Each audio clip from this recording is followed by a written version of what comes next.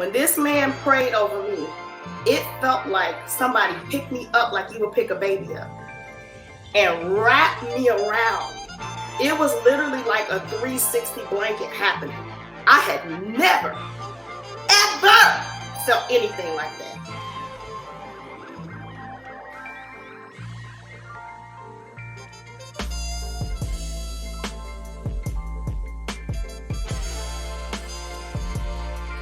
So I asked him to break apart my bouquet so that I can make sure I present it to each, every one of you. Now, this journey was difficult. I'm 42. And so most of you have been on my couch, we've been on phone calls, we on cry, we on pray, we on fasting, we on got on prayer calls. And I think it's only right and befitting that my two bridesmaids, my maid of honor, my bridesmaids, which operated maid of honor, actually walk behind me as I give you guys your flowers today. My hope and my joy is that your wait will not be in vain. And my joy is that God is going to bless you with a suitable mate that's right for you. Because as I have prayed and you have prayed for me, and now is my time, I don't ever want to forget about the time when I was crying and single. Lakeisha Dixon Jones, welcome to this broadcast where we're talking about Here Comes the Bride, which is a prophetic declaration I heard when I was in Atlanta. The Lord told me, here comes the bride. And there's so many women who are wanting to be married. They want to be, they've been waiting to be married. And they're like, yourself, like they're coaches, they're bosses, they are women of God, women of integrity. And so I saw your story go viral on, was it Essence Magazine or Ebony? Essence, it was on the Shade Room, it was on Black Enterprises. Yeah, so, okay, let me go back.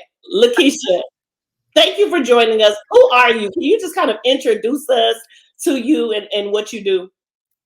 Hello, audience. How y'all doing? I am Lakeisha Dixon Jones. Yes, I say my full name. People are always surprised that I do that. But before I became a Jones, it was always Lakeisha Dixon. So you're gonna get all three names, okay?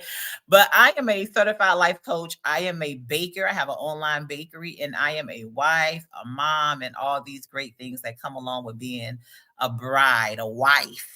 So yeah, that's who I am in a nutshell. And a lover of Christ. Yes, a lover of Christ. I remember seeing you on like Twitter, like when it wasn't even coach, it wasn't even cool. Like when I wasn't even interested in being a coach, I was in grad school, and I saw you on Twitter or something, and I was just like, who is this woman, And so just to see that years later, here we are talking, and how the Lord makes things, connected in time. You just never know how he does things. So, but I do remember that I got married, and I do remember we had an inbox, and it was I think at this time you were waiting to be married or something. I don't know. But I somehow we had like some type of conversation one time, like in the inbox. I do remember this. Okay, am I tripping or did we? No, I remember the conversation. Some type of inbox conversation. Okay, so my question to you is, what happened where the Lord connected you, or like where were you at as an unmarried woman, just wanting to be married, and then all of a sudden God connects you? Wow. I was on a journey. I was entering in my 40th year, and I have spent all my time doing God's business. I was spending all my time traveling, ministering the word, coaching women, praying for women. And I was on this journey like, okay, Lord, I'm 40. And at that time I was a virgin. I was like, okay, I'm getting ready to turn 40 years old in 2019. I need some answers. I need to go on a personal journey, because maybe I don't know you like I say I know you, because I'm not understanding how I have put your work first. And I'm getting frustrated with this whole virgin thing. I'm going to just be honest. I just was really like, I don't have no points to prove. I don't want this no more. Yeah, you was just like, yeah, I was like, is this? Come on now, they already got a movie about the 40-year-old virgin. I don't need the part two of that movie. Right. So what? Right. So you were tired. I'm sure you had done all the.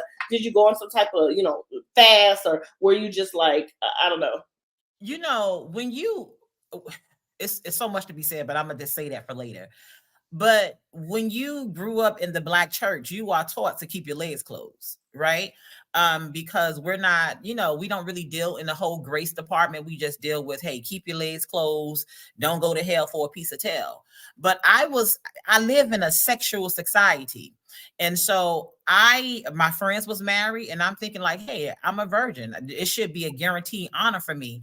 And God had to break me down, because he was like, just because you're a virgin doesn't give you a guaranteed husband. Doesn't make my hand move any faster than a person who got grace, who have had 12 sex partners. And so that's the first breakdown he had to give me.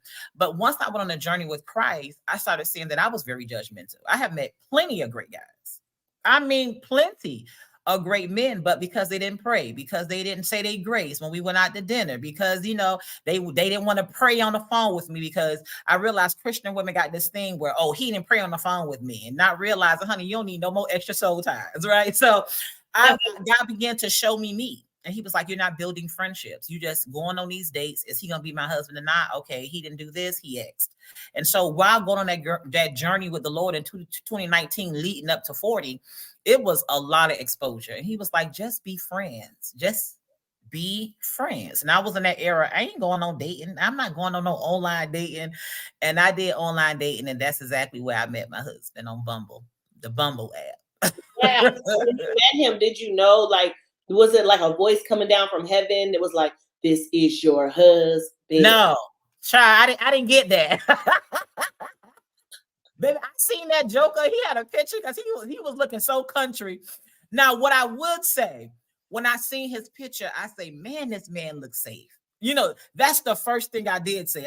It wasn't no, oh my God, this man, like he's a man of God. No, I said, man, this man looks safe, because he had a picture of himself with his son in his lap. Wow. And I was looking through all his pictures. I say, man, this man loved his son, So I said, he looks safe. So I matched with him. We had conversations, but he was moving too slow. And I'm a Dade County, Miami girl. I was like, unmatched. Like, ghost him. Wow. So then we matched again. Okay. So you matched again. So the Lord was like, let me put him back into your peripheral and let you know, Lakeisha, I'm speaking to you. So then when you matched again, what happened?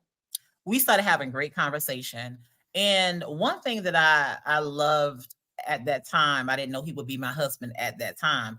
One thing I love about him, he was a man of routine. So if he said he was going to do something, he'd say, okay, Lakeisha, I'm going to call you at 3 o'clock. I'm going to call you at 8:30. The man was very consistent. And like I said, when I first seen his picture, after I ghosted him, unmatched with him, like, I don't got time for this. I had already said he looked safe. And so once I started getting to know him, and, he was different from us city girls, he was just like, his conversation was slow. He was moving slow. Then eventually, like after 3 weeks, he was like, I'm ready to meet you. I'm ready to meet you, in person. And so, honey, we met at the good old Texas Roadhouse. Okay. And yes, it's a franchise. Yeah. But we met at the good old Texas Roadhouse, and he walked through the door. I said, man, this man looks safe. Like, he had broad shoulders. I was like, he looks so safe and innocent. And I felt like that pure side of him, just his words, his trust level, I felt like I had known him for years. Case in point, our first meetup, the bartender was like, how long y'all been together? I was like, child, this is our first meetup. This is my first time seeing this man. Wow. So it's kind of like, something you keep saying is, man, this man feels safe. And I will have to say the same thing with my husband. Like, I did not feel that thing in the pit of my stomach that I had felt before, where it was like a fear thing, which also, or even I call it like butterflies or lies, like that butterfly thing, like, oh, because really it's like and I've read this before, that it's like a fear thing, really. Like it's endorphins, but in all it is. But if you look back at everybody you ever had, all the great butterflies and all that, like, where are they now? Yeah. Where are they now? So that safety piece, I'm like, man, James have always felt safe. Yeah. Always. It was no butterflies. It was like, man, this man. It was just like, I just was like, man, this is different than and I wasn't no virgin. So, it was just different from what I had experienced, a safety. And the Bible says we are safe in his arms, right? Yes. And so if a Yes. man is supposed to represent the image of Christ, or if he's supposed to love us as Christ loves the church, then we should be safe in his arms We too. should be safe. We should be safe. That's a word right there. I love what you're saying. Like, safety was so important. Safe. Wow. And honey, listen, I knew this man was safe because this was our first encounter that we was meeting each other. We had a great conversation. And then he was like, Lakeisha, I really want to see you again, but I have to wrap it up because I have to be in the bed by 9:30 because I got to get up for work. So I was like, what?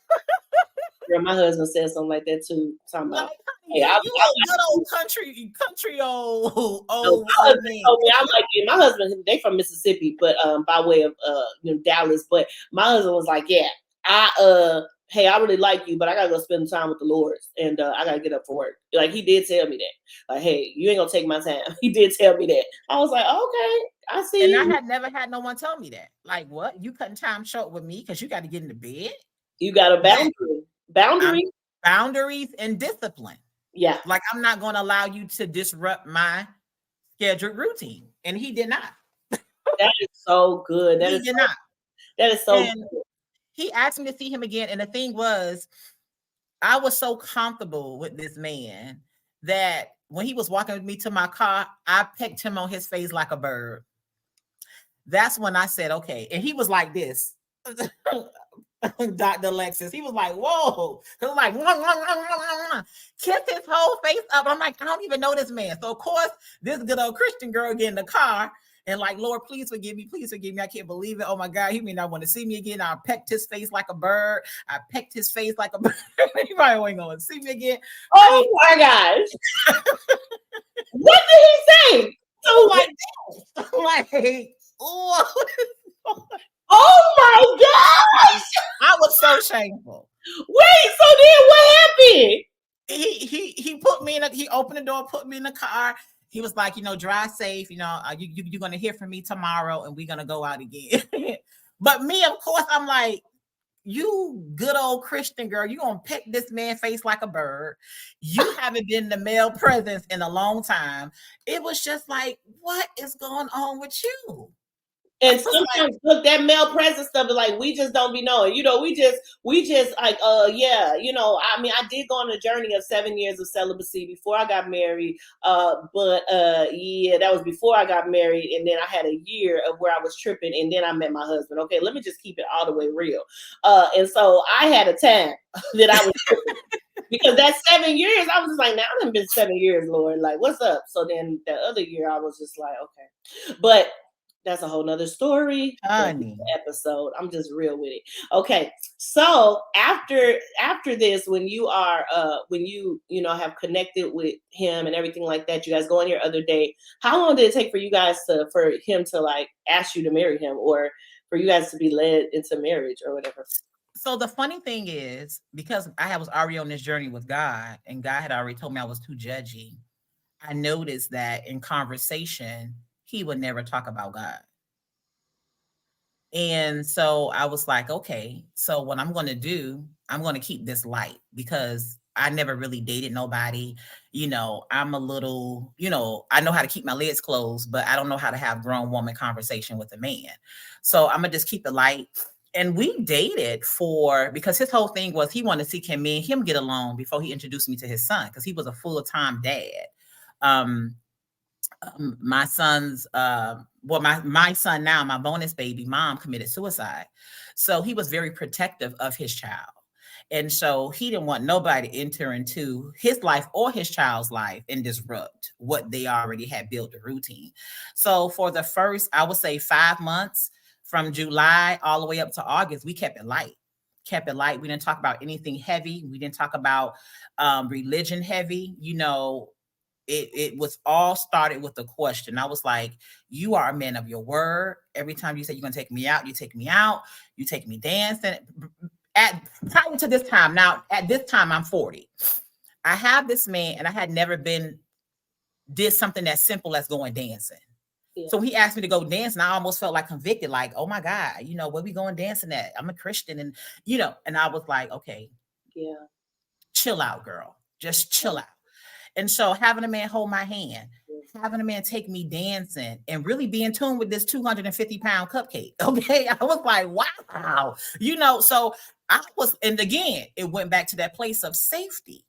Yeah. Safety. And I was like, okay, it's time for me to approach that question because he's so character and integrity driven. I want to talk about why we never talked about. I want to know why he has never brought up Christ.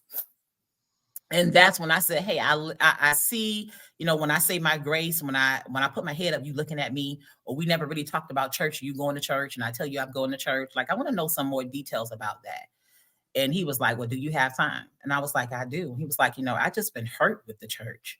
And I was like, so you go to church, you don't go to church, you love the Lord, you don't love the Lord, you still a Christian, that's when, like 5 months later is when I really start asking those deep questions. Because prior to that, I said, for the first time in my life, I'm going to be the Christian girl who have fun.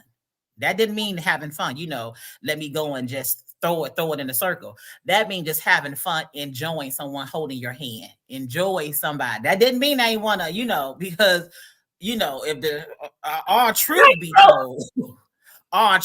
told, that man felt so safe to me. We didn't wait till our marriage day to have sex. I had sex before my marriage. Okay, I repented, you guys. So I don't care if you judge me at this point because I'm already married with a covering. But Lakeisha, I am going to see if I'm going to keep that in this interview. I love you though. You are a real one.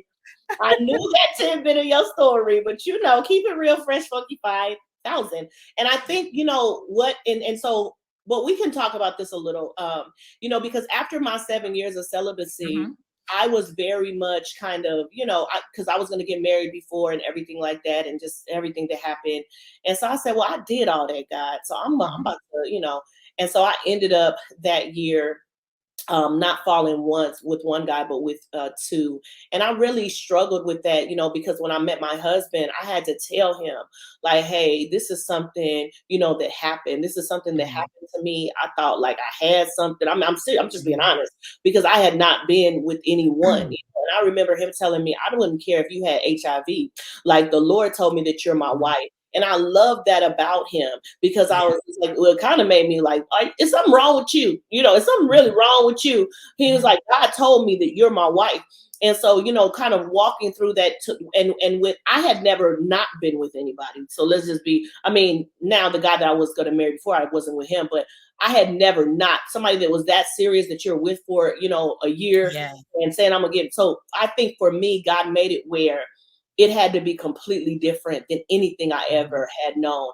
But what I've learned in this journey is, and yes, I am saying that we should not, we should not be having premarital sex. Premarital sex, but I don't think that premarital sex takes away a blessing.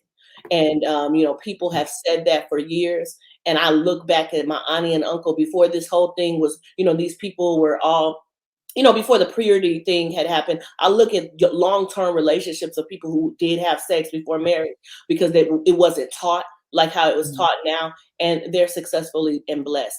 And so I don't think it takes away a blessing. I just think that, it teaches us something, and it helps us to get connected beyond a physical sex. Right.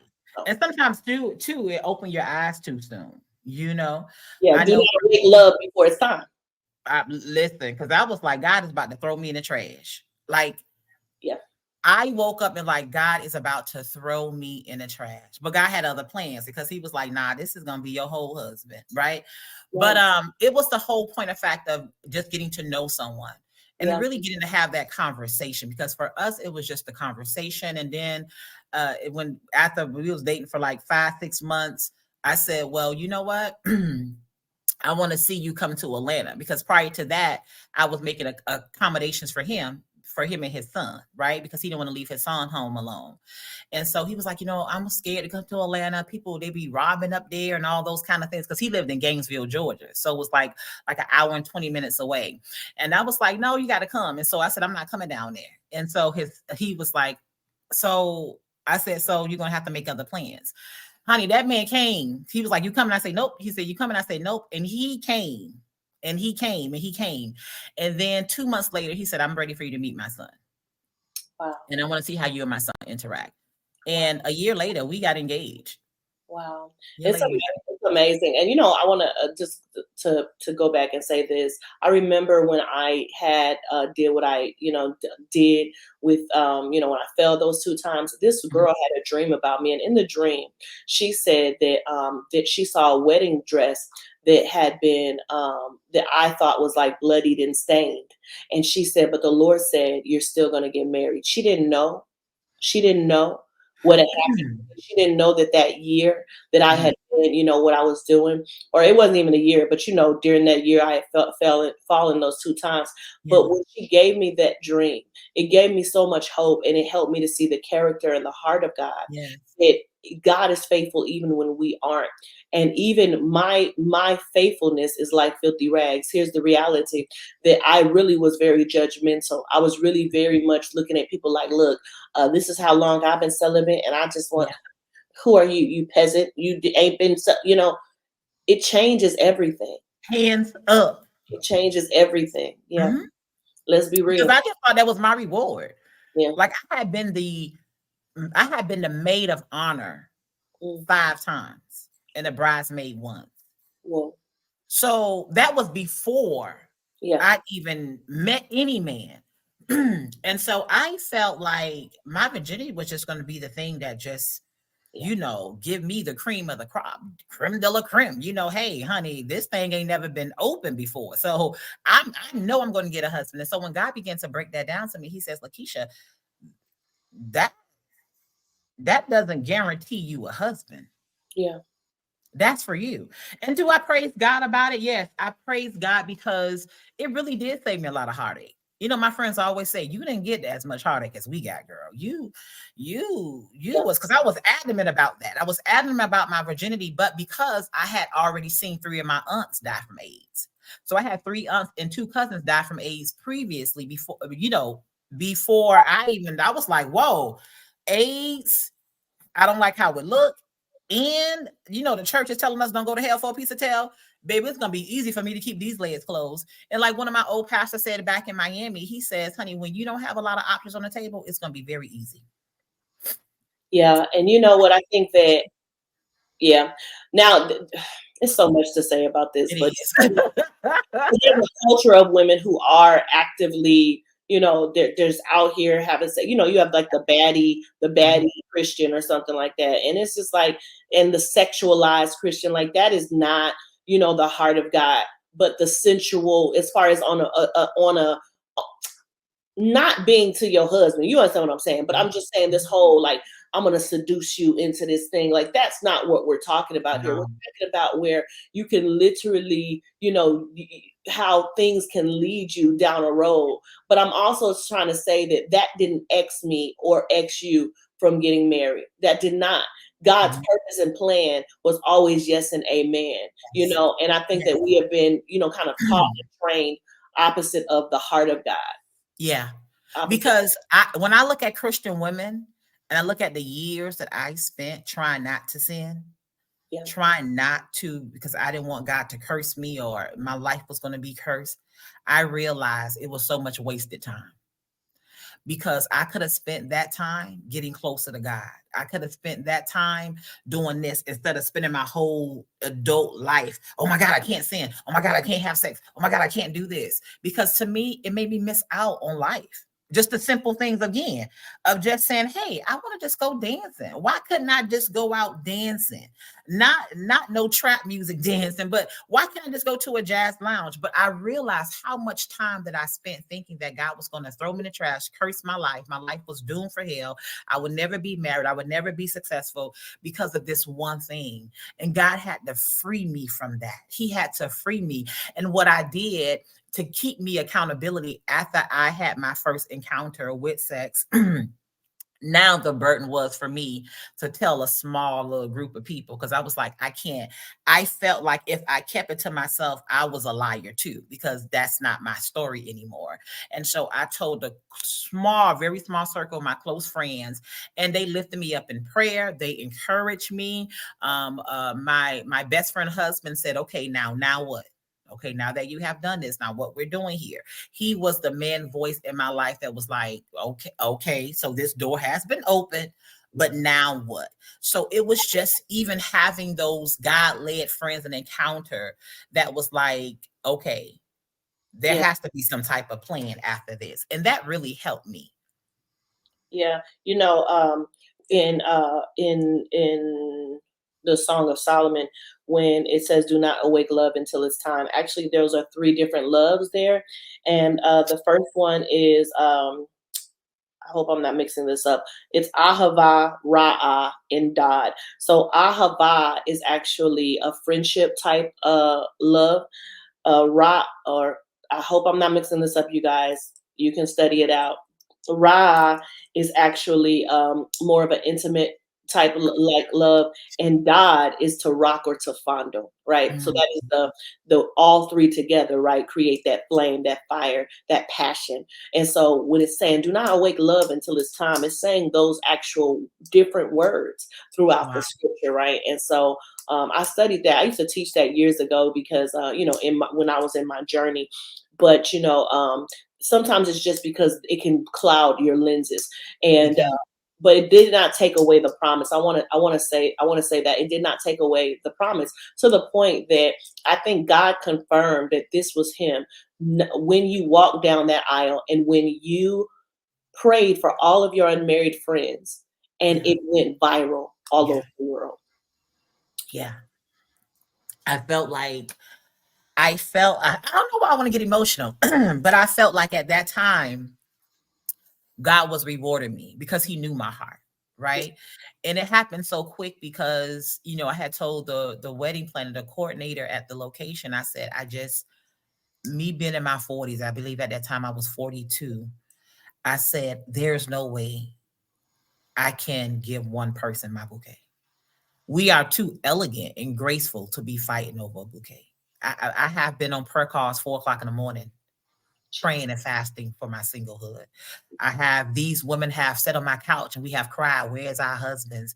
I have friends who have been practicing abstinence 10 years, 20 years, 7 years. I have friends who have practiced abstinence so long that they went into premenopausal. Come on.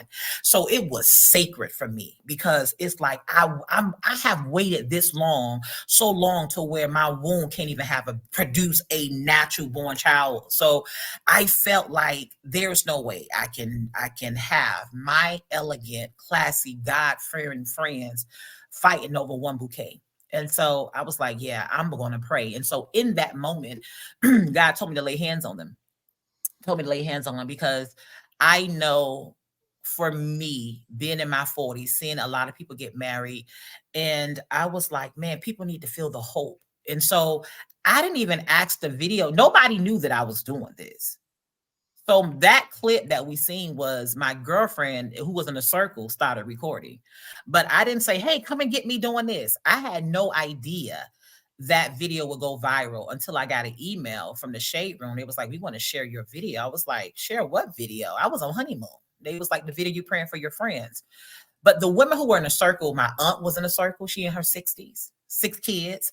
I had my other friend who's been practicing abstinence for 20 years, already in menopausal. So it was, then I had my younger mentees. So it was so many people in that circle that was sacred. I was just like, man, I almost felt guilty that I was getting married. Like, we had done so many prayer calls. We done so many fasts. We did so many, I sever every soul tie. We did so much calling other names and severing soul ties. And it's like, what, we're gonna have one person out the crew get married every 5-6 years? I And mean, I'm telling you, it changed my yeah, like all those things, because I yeah, was like, God, this is not based on works. It's yeah, based on your time. yeah, And I really had to just and a revelation. You can step into a new season even based off of revelation. yes, So you saying you had a revelation like, I need to just chill to the yeah, next episode. I can't be out here just speaking in tongues and speaking thinking he's gonna speak in tongues, right? yeah, This is not, this is not what God, this is not how God wanted me to connect with this man. So you yeah, shifted. convicted. And it's like, a lot of our convictions are really convictions that have been, put down on us, or it's like religiosity, and Yeah.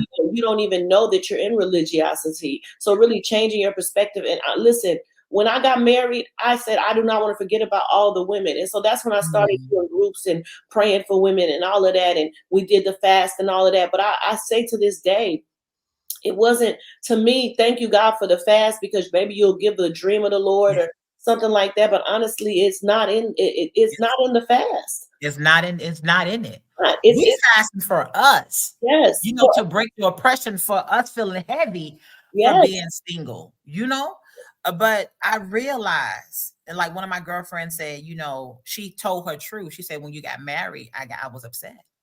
yeah, because you And no longer can walk with her in that way now. she said, because you was my plus one. Yeah, it's It God. was always just us.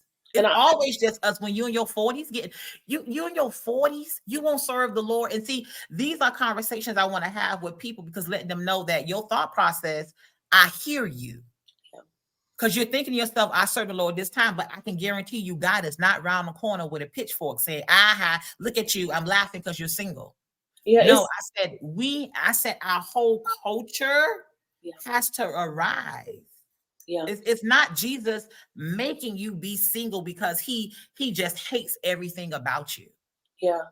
And sometimes, I mean, even just stepping outside of the box, stepping outside of the box, dating differently, responding differently. You might not meet the man in the church who's, praying in tongues and all of that. My husband really came from a different type of church. He liked more of the Hillsong type church, like more of the, more of the, that type of big mega, like he was into that. So for me, I was like, I like more of the, the first question he asked me is, do you know who the sons of Issachar is? He was just now learning about stuff, kind of figuring it out.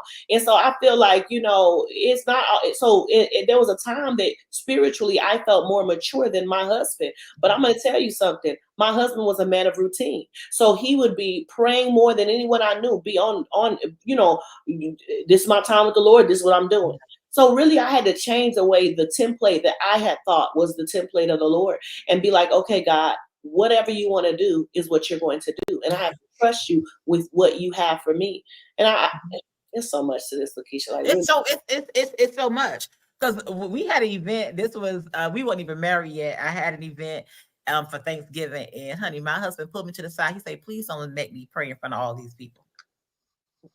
Say, please don't make me pray now, because as women, we want our man of God to pray. Like this girl inboxed me when the video went viral. She said, oh my God, Lakeisha, I know your husband was so proud. I said, girl, I was praying for my friends. My husband was under the tent eating beef. Okay, eating his chicken. He was not standing behind me praying for them girls. That man was eating dinner. I say, but what I realized is that my husband's one of those secret prayers. He don't when when me and Lorraine get together and he was here, we was Christian in the house, and we got the house and we was and we was pushing each other forward. Honey, my husband got out the prayer circle.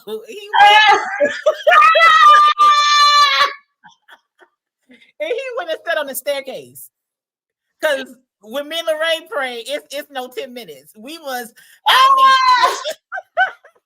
girl, and Lorraine, look, that day that we all was together, she was, so we finna pray over here. Lorraine, can we just have a conversation? What's going on with you? So yes, you want to pray and evil show told Rabbi, baby, for about 30 minutes, we was in here hollering. Honey, I heard my little husband tip tap. Honey, he was on the staircase. By the time me and Lorraine was crying and travailing, child, that man was looking at us like, okay, yeah. Oh my gosh. Yeah, that's not where I'm at right now. That's hilarious. That's hilarious. Okay, we have we're 2 minutes over, but we have one more minute. And I want to just ask you, if you could give any feedback to a woman waiting right now, what would it be? I would say really use this time to pray, and not only pray, but you got to ask yourself, are you willing to serve? Because marriage is more than just the big fabulous wedding or going viral in your beautiful dress. Mighty God. Because when you enter into the covenant, as a woman, you're going to serve. And if you're not a woman that's used to serving now, you're going to have a very difficult time. And so one of the things I want you to do in your private time is ask yourself, are you willing to serve? And I think that's a question that no one told us, but you have to be serving. You got to be willing to serve. And that doesn't mean that you're a slave, but I want to ask yourself, why are you in your single state? Who have you served? Whether it be the ministry, whether it be one of your friends who got sick, whether it be your mom, your grandfather, or just volunteered somewhere, who have you served? Because if you have not adapted the spirit of servitude, you're going to have a very difficult time once the glitz and glam and the lights go off. That would be. That's so good. Thank you so much for joining me. I know that I'm going to have you on something else because you are amazing and the bomb. Thank you for taking out your time to talk to me, ladies. I love you, Dr. Alexis. Thank you. I love you too. Like, for real. I love you too. Thank you.